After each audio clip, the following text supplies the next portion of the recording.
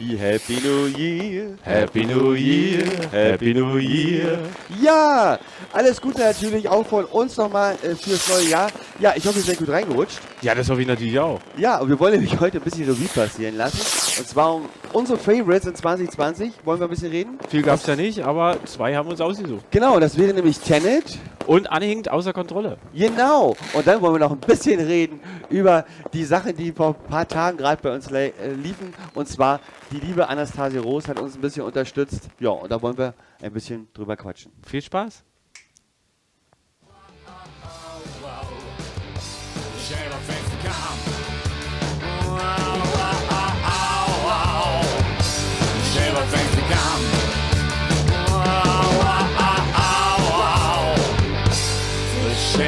Thanks to come.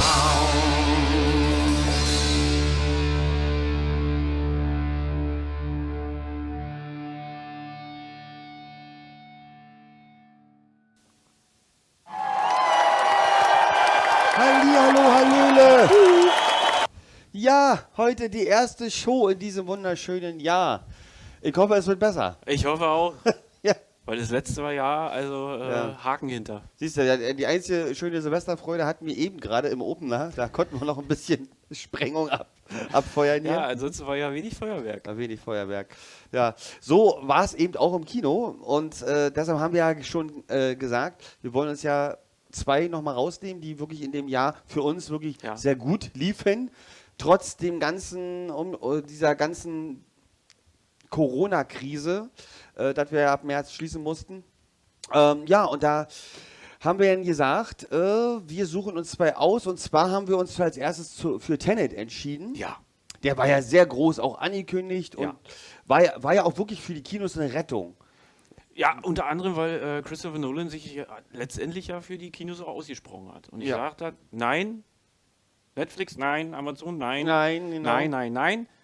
Wir bringen Tenet ins Kino. Genau. So, ja, und bevor wir drüber reden, würde ich sagen, feuern wir erstmal wieder den Trailer ab. Genau. Und dann sprechen wir drüber. Richtig. Mats ab.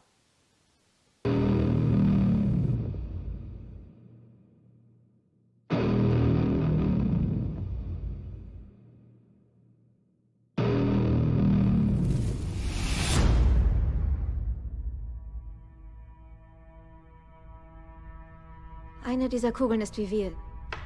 Sie bewegt sich vorwärts durch die Zeit. Die andere hingegen rückwärts. Können Sie sagen, welche davon welche ist?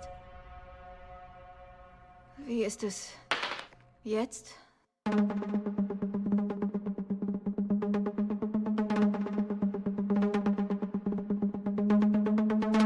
Wieso fühlt sich das so seltsam an? Sie schießen die Kugel nicht ab.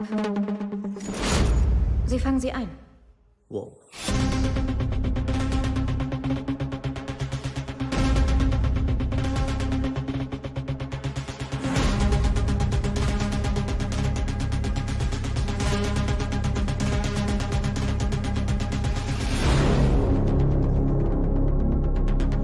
Wer ist der Amerikaner? Er wirkt nett. Ich habe ihn zum Abendessen eingeladen. Starke Fäuste für einen Diplomaten.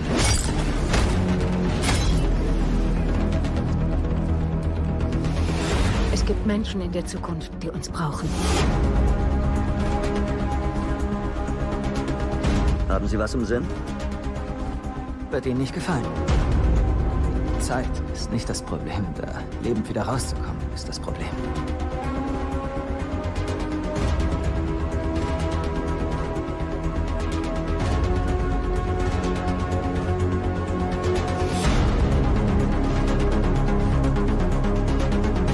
Sie haben keine Ahnung, worauf Sie sich einlassen, wenn Sie durch diese Tür gehen. Tja, aber ich gehe, also wäre jeder Tipp willkommen. Wenn Sie die Luftschleuse verlassen, nehmen Sie sich einen Moment zur Orientierung. Es können Verzerrungen beim Sehen und Hören auftreten.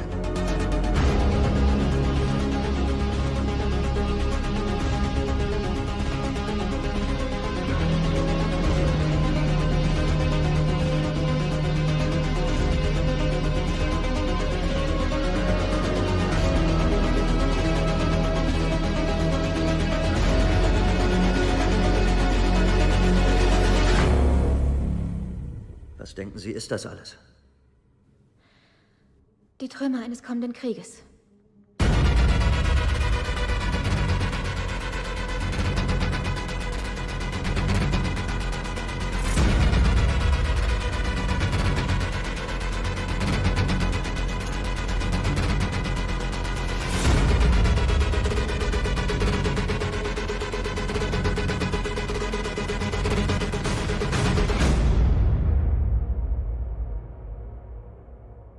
Sie wollen ein Flugzeug crashen lassen? Wie groß ist denn das Flugzeug?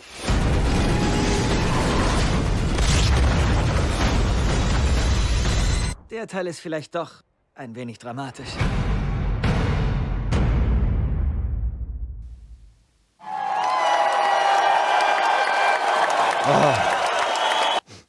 Ein herrlicher Film. Ich muss sagen, ein herrlicher Film. Ja. Ewig lang, muss ich auch dazu sagen. 2 Stunden 30. 2 Stunden 30. Also man braucht Sitzfleisch. Aber ich glaube auch, um diese Geschichte zu erzählen, man braucht, ich muss sagen, so das letzte Drittel. Letzte Drittel. Also ja, hätte man auch ein bisschen kürzen können. Ja, auf jeden Fall. Aber ich glaube, es braucht auch ein bisschen Zeit. So 1,5 Stunden wäre auch knapp geworden. Bei dem Film letztendlich, ja, so 2 Stunden 10, 2 Stunden 15 hätten auch gereicht. Ja, also, muss ich ganz ehrlich sagen. Also. Ja, es geht ja um eigentlich, ja, wie will man es ausdrücken? Es ist jetzt schwer in Worte zu fassen. Also man kriegt ja aus dem Trailer schon mit, früher hat man immer gesagt, es gibt so Paralleluniversum oder eine andere Dimension. Es wird hier ganz anders aufgebaut.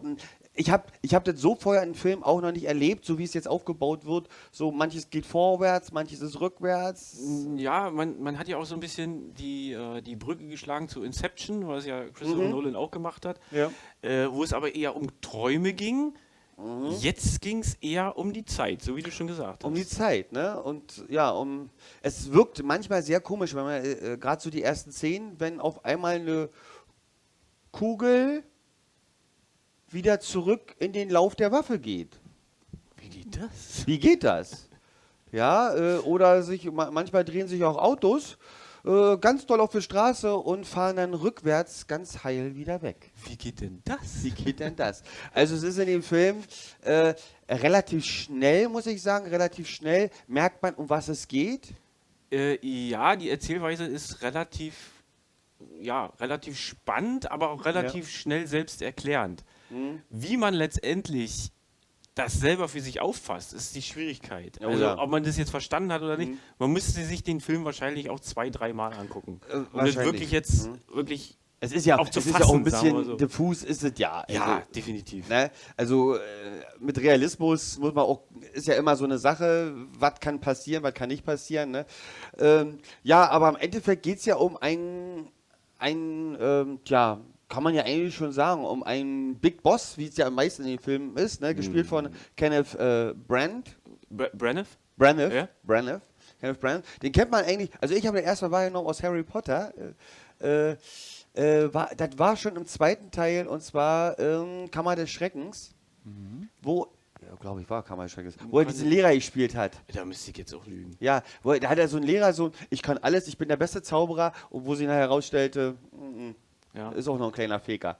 Ne, er konnte einen guten Zauber und so. Und da ist das erste Mal, ist er mir so bekannt geworden. Und jetzt war er dann nachher auch in Orient Express. Ja, Mord im Orient Express. Er hat selber Regie geführt und selber die Hauptrolle gespielt. Also er ist natürlich auch so ein kleiner Tausendsasser. Er ist natürlich auch, so wie man in den Hintergründen dann auch so mal ein bisschen mal raushört, auch so ein, ich sag mal, nicht so der einfachste. Ja, also. ja.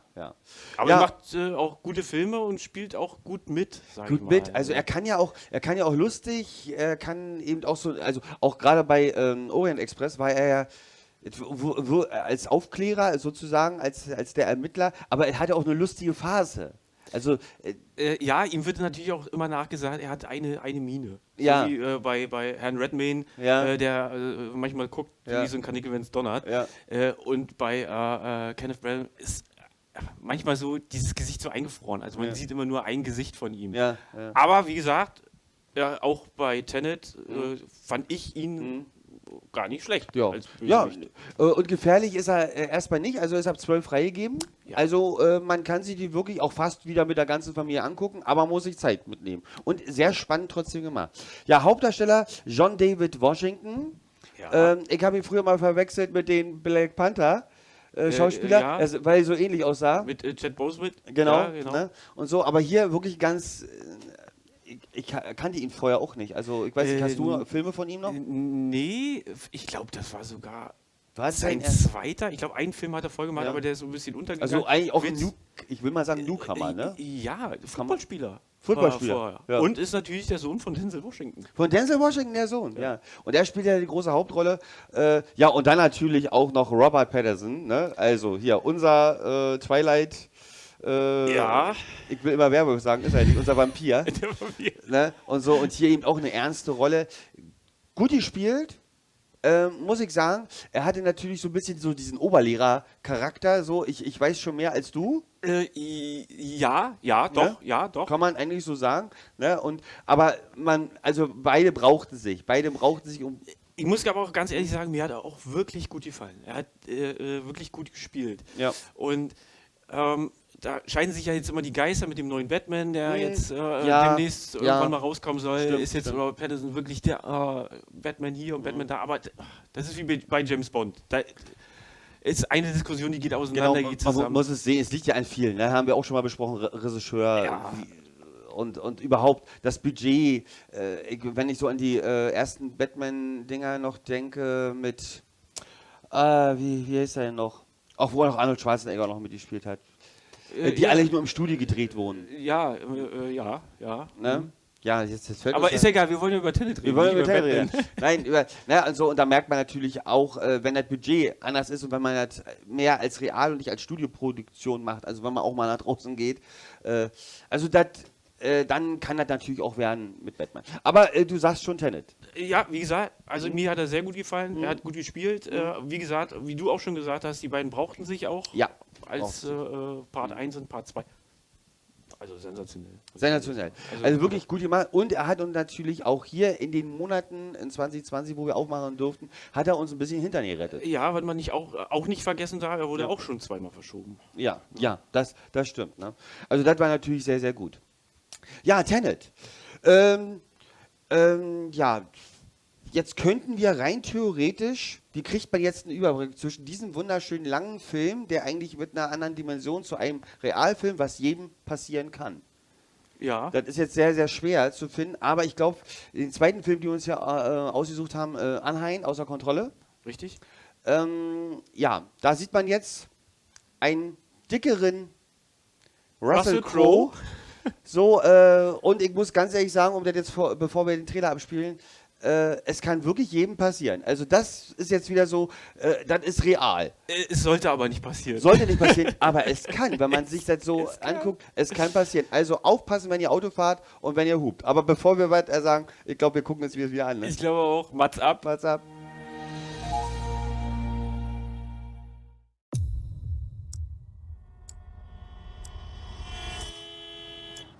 Komm schon, Mann. Fahr!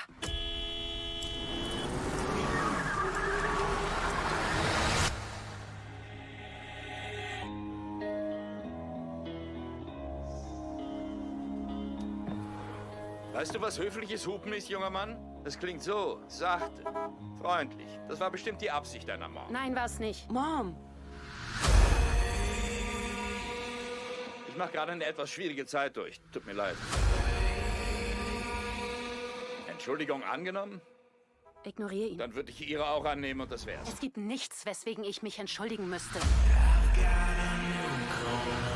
Kannst du bitte fahren?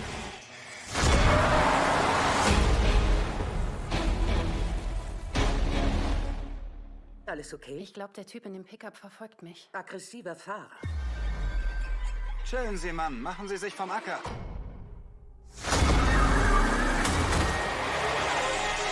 Ich glaube, Sie wissen nicht so richtig, was ein schlimmer Tag ist.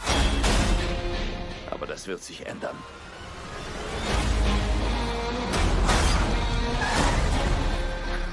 Er hat mein Handy gestohlen. Andy? Ich Ich sitze hier und warte auf dich. Wessen Handy ist das? Zusammen mit deinem Freund. Hey, hör mir zu. Er ist kein Freund, okay? Er ist der Psycho, der mich heute verfolgt hat. Ihre erste Lektion beginnt jetzt.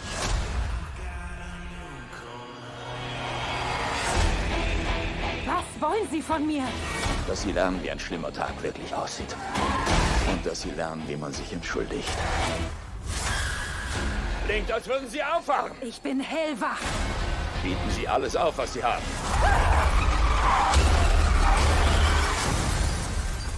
Sie werden es brauchen.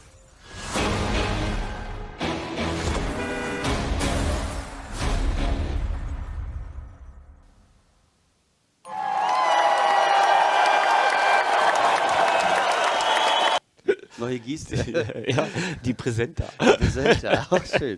Ja, jetzt haben wir gesehen anhand. Ja, kann jedem passieren, wa? Also, hupt nicht immer einfach nur so, sondern, ja, es gibt freundliches Hupen, hat man gehört. Ihr habt nicht gesehen, wie man es macht. Ja, ne? So, hallo, aufmerksam und nicht böse werden. Sonst kommt der kleine Russell Crowe, der Dicke. Der große Dicke. Der große, dicke Russell Crowe und macht auch mal ein bisschen Terz. Ja, also immer schön lieb mit den Autofahrern sein, die in eurer Umgebung gerade an der Ampel stehen, etc. Ja, und vielleicht nicht gleich ihre Farbe erkennen. Ja. Und ihr merkt ja auch, ne, die können euch auch folgen. Ja. Ja, und dann wissen sie auch, wo ihr wohnt. Genau. Aua. Also, ja. So, kommen wir mal zu den Filmen.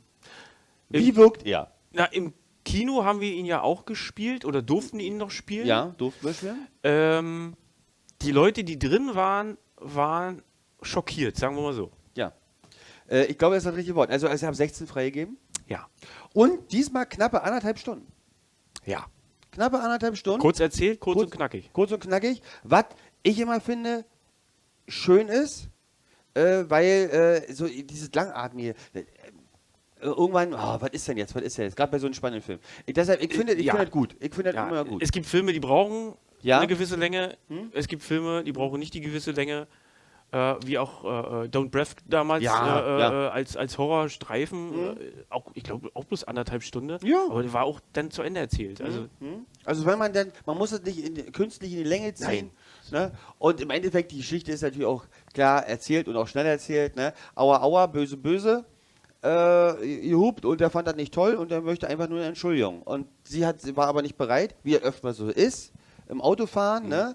Ich habe auch schon Situationen gehabt, ne? Man eskaliert, man ist kein böser Mensch, aber man weiß, beim Autofahren wird man manchmal auch zum Tier. Ja, aggressive Fahrer. Ne? Also hat sich wahrscheinlich jeder schon mal erwischt, was ist denn hier los? Man hat Zeitdruck etc. Ne? So, ja, Russell Crowe, nun ist er ein bisschen, also seit Gladiator doch ein bisschen in die Breite gegangen, finde ich. Er hat gelebt.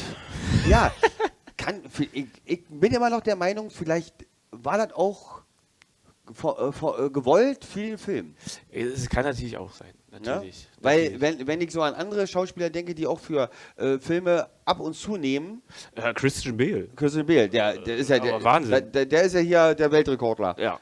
Wie schnell der abnehmen kann und wie schnell er wieder zunehmen kann und wie schnell er Muskeln aufbauen kann. Aber da er aber so gesund ist. Gesund ist es nicht, das haben sie schon bewiesen. Frage, ne? Aber die haben natürlich auch ganz andere Ärzte, die sind auch immer in ärztlicher Kontrolle, Ja, das muss man auch sagen. ja. So, naja, aber Russell Crowe nur wirklich so, man merkt so, gelebt, so, er ist halt frustriert, ne, er hatte einen scheiß Tag, wie es so ist. Ja. Ja. Ja, ist auch, man merkt ja dann auch, also man macht das ja nicht von ungefähr. Also irgendwas muss ja da oben, die Knickkugeln müssen ja da nicht ganz beieinander sein, sagen wir so. Weil sonst geht ja irgendwann auch, ja, nun ist er weg, dann sagt man noch vielleicht mal, du kleines ABC-Loch. So, aber dann ist auch wieder gut, dann fährt man weiter. Ne? Er macht es eben nicht. Ja, also schwere Geschichte, beziehungsweise aggressive Geschichte. Ja.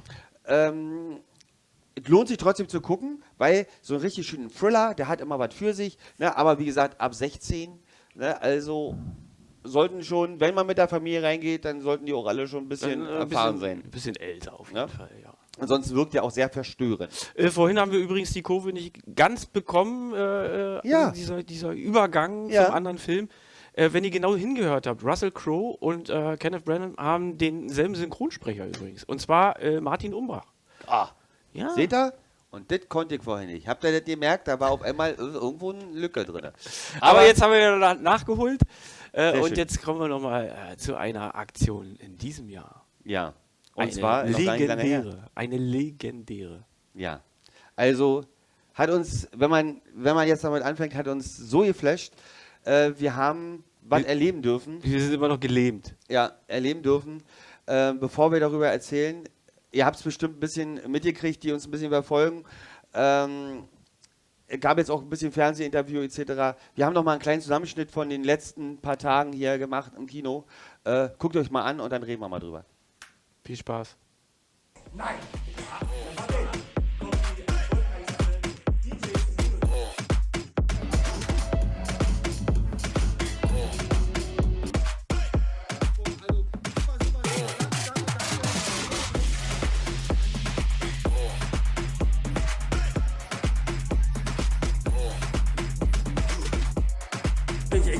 Danke an alle, die das möglich gemacht haben. Ey, ich liebe euch.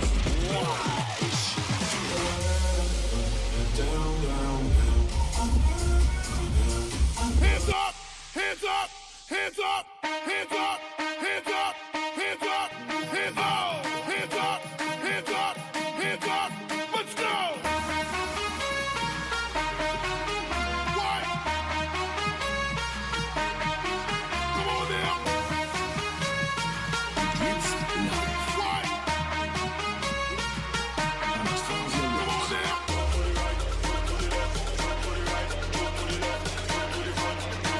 Den gestrigen Tag.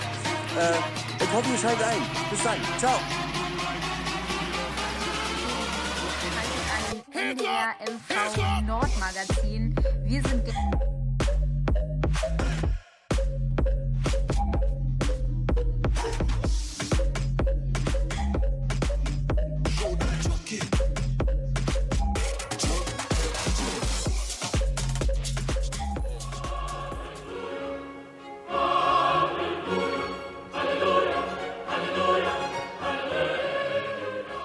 Ja, Halleluja.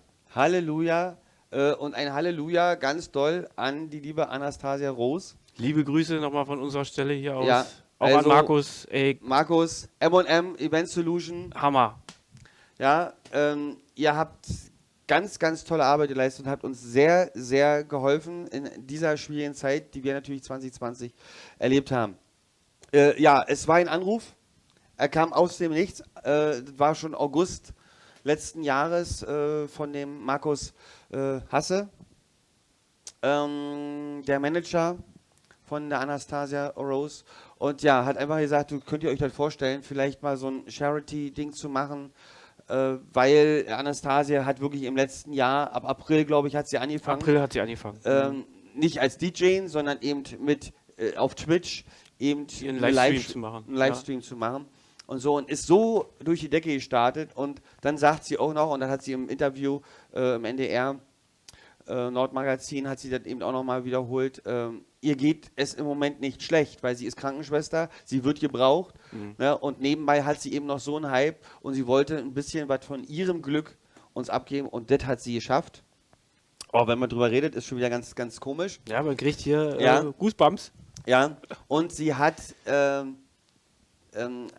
uns wirklich wieder einen legendären Abend bereitet. Ich komme aus der Veranstaltungstechnik. Ich durfte wieder zugucken, wie da Ton und Licht aufgebaut wird, wie die ganze Maschinerie, wie diese Familie auf einmal wieder zusammengehalten hat. Und dann uns diesen Abend und ja, es sind rausgekommen 6.285 €, die ihr, lieber Chat, liebe Internetgemeinde, liebe Personen an allen Geräten, die ihr gerade hattet, die uns einfach Geld gespendet, das kannte ich vorher nicht. Ich kannte es nicht. Ja, es war uns fremd, weil wir auch mit Twitch noch nicht so viel zu tun hatten. Ja. Wir jetzt im Grunde auch erst angefangen haben mit unserem YouTube-Channel. Genau. Aber man wusste ja gar nicht, was das für Bahnen ziehen kann. Richtig. Das ist ja der helle Wahnsinn gewesen. Wie weit da Anastasia schon, also so ein Hype, wie weit sie sich da schon so in diesen paar Monaten mit auseinandergesetzt hat. Hier sind Begriffe gefallen, wir saßen ja hier live und haben das ja verfolgt. Mit Subs und Ehre und Readies und Beadies und tut uns leid, das wussten wir nicht, aber hier wurde und alle schick. Und dann wussten wir aber schon, wenn Donation kommt, dann klingelt die Kasse. Super, super, super. Herzlichen Dank. Herzlichen Dank an alle, die das ermöglicht haben. Wirklich, es war uns eine wirkliche Freude und wir hoffen, wir können es mal wiederholen. Ja. Und wenn nicht hier, dann, wir haben ja auch ein bisschen noch hier in Ueckermünde mit den Stadtfesten zu tun. Richtig. Haben wir dir versprochen? Ja. Ja. Den nächsten Gig, den wir hier starten, da bist du so was im Line-Up ganz oben. Also Wahnsinn, Wahnsinn, was da passiert ist. Also, ja. Sehr, sehr schöne Sachen. Ja, Fernsehen war auch da. Der NDR war da, kleine Besetzung durch Corona, musste natürlich auch ein bisschen weggesteckt werden, sage ich jetzt mal. Es waren knapp 2 Tage Aufbau, da nicht so viele Leute hier sein durften. Dauert das auch. Dauert halt auch alles, wenn man das nur zu zweit machen darf und wirklich Corona dich dazu zwingt. Aber dafür Chapeau, Hut ab. Ja, Hut ab. Und wie sagen wir immer so schön? Respekt und Anerkennung an die Veranstalter, an Anastasia, an Markus. Also wie gesagt, wir sind M&M, Event Solution, ne? Hammer. Krummi, Steffen, alle, die da waren, ihr habt ganz tollen Abend uns bereitet. Danke auch nochmal an Olli Grimm, sage ich jetzt auch nochmal. Ja. Er hat uns hier seelische und moralische Unterstützung. Richtig. Ne? Und nicht nur Olli Grimm, sondern auch noch mein Olli, der liebe Olli Krause von der Lagerband, der Drummer. Auch so viel Unterstützung gegeben, weil wir waren zwischenzeitlich nicht wir selber. Das muss man wirklich so sagen. Wir standen hier wirklich neben uns und haben wirklich nicht daran gedacht, dass das passiert. Es war für uns wie ein Silvester, muss ich eigentlich so sagen. Ja. Wir haben Silvester gefeiert. Ja, wir haben Silvester gefeiert. Ein paar Tage später, aber so toll. Und dann, wie gesagt, immer mit Abstand, immer nur ein kleiner Rahmen, aber und diese, ihr kennt es ja selber. Und wir haben gerne aufgeräumt. Hinterher durch die ganzen Luftschlangen. Ihr habt ja im Video auch gesehen, wie es hier aussah. Ja. Der Wahnsinn. Der Wahnsinn. Aber wir haben gerne aufgeräumt. Aber das haben wir echt gerne gemacht, ja. muss ich ganz ehrlich sagen. Sehr schön. Ja, also, wie gesagt, wenn ich jetzt zu sehr in die Tiefe noch gehe, dann fange ich gleich wieder an zu flennen. Ja, bevor wir ganz emotionsausufernd hier werden, sagen wir, wir hoffen, ihr habt eine schöne erste Sendung 2021 gehabt. Genau. Es folgt wieder unsere kleine alte Reklame. Richtig. Heute mal was ganz Hübsches. Was ganz Hübsches. In Schwarz-Weiß. Liebe Frauen, es ist gar nicht so schlimm. Ne, ist gar nicht so schlimm. So, ich sag schon mal so. Aber wir haben den schön abgefeiert, muss ich ehrlich sagen. Wie gesagt, danke nochmal an euch. Ja. Schaltet ein, folgt uns. Genau. Und dann gehen wir jetzt mal wieder ab an die angeschlossenen Funkhäuser. Und wünschen allen einen guten Appetit. Ciao. Ciao. Ach, wie wär das Leben traurig, gäbe es keinen Zucker mehr. Kinder hätten keine Freude, keine Lust zum Spielen mehr. Zucker zaubert. Zucker zaubert Energie. Seht ihr, so gedeihen sie.